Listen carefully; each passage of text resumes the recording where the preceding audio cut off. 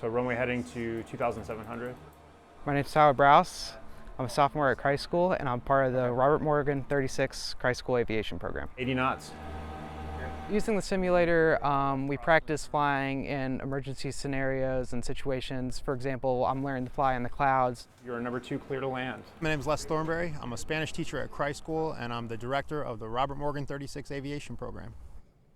I am also a dorm parent at Christ School, and wandering down the hall one day, we have a lot of historic pictures that are on the walls of the dorm, and I saw this picture of Robert Morgan, who is a 1936 graduate of Christ School, and we thought it would be the perfect namesake for the program. He was a Christ School graduate, was an Air Force pilot of a B-17 bomber, flew 25 missions, and was actually able to go home. He became a very famous story in World War II. They made a movie about him.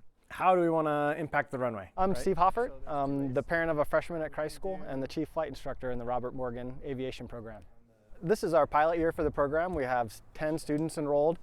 Each of the 10 students gets 10 flight hours and 2.5 sim hours. Gentle, yeah. And they're enrolled in a full ground school.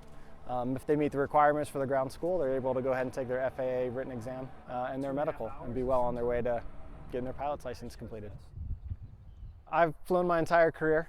I went to the Air Force Academy out of high school and then right into military aviation from there, and then flew until I retired last year. I was a Navy F-18 pilot before I came into education. Mixture full rich. When I came to Christ School, I immediately knew that this was a place where I could get an aviation program to work. Of course, safety is a huge priority for the program. You know, it's job number one always, but especially when you're flying with youth, you want to take your time and make sure you get it right. So we did our best to pick a safe plane, to fly it in a safe way with safe procedures and safe checklists, and just emphasize safety in everything we do, start to finish, for every sortie and every lesson.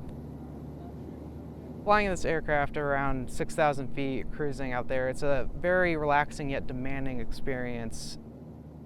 The growth that the kids have showed throughout the program has been amazing. You know, it started as this huge, unachievable goal that nobody knew how they were going to get there, and just one step at a time, one bite at a time, we knocked it down.